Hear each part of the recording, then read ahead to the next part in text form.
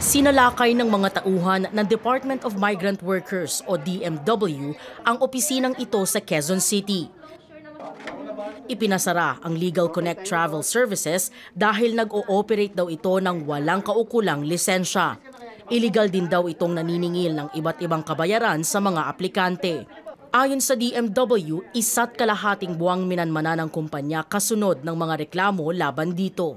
Sa Facebook daw nalaman ng mga biktima ang recruitment ng Legal Connect. Nag-aalok daw ito ng mga trabaho gaya ng pagiging agricultural workers, caregivers at hotel workers sa Italy at Malta.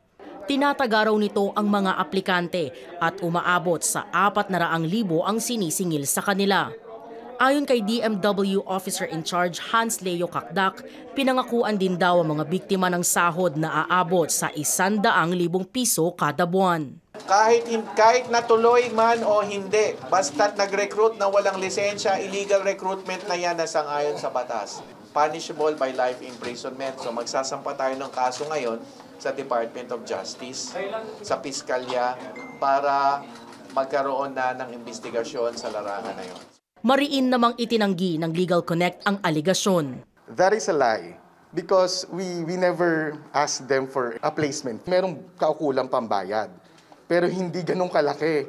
The contract is entered into in a different country. The proper forum is not in the Philippines, but in that country.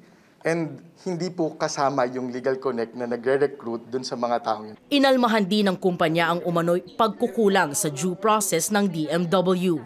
Una kasing pinakita ng DMW officials ang closure order sa general manager na umano'y tumanggi raw tanggapin ang dokumento. I did not refuse. Ang sinasabi ko lang sa kanila is that I will wait for my attorney before I sign or write anything on any paper. Pinipili talaga nila ako. Dagdag pa ng Legal Connect, maling closure order ang unang ipinakita sa kanila. Nilagay niyo po agad ng wala naman po yung physical copy. May opportunity para sa lahat ng tao para mag-explain. And that due process dictates that. No?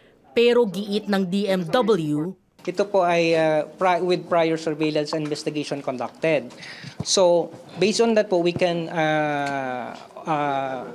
order yung pong pagsasara po ng ating ng isang staff supplemento na nakitaan po ng illegal recruitment. So, there's no violation of due process of law po doon. Ito na ang pangalawang kumpanya na pinasara ng DMW ngayong taon. 6 naman ang nasampula noong 2023 dahil sa illegal recruitment operations. Simula 2020 naman, umabot na sa 9,000 ang bilang ng mga online illegal recruitment postings sa social media.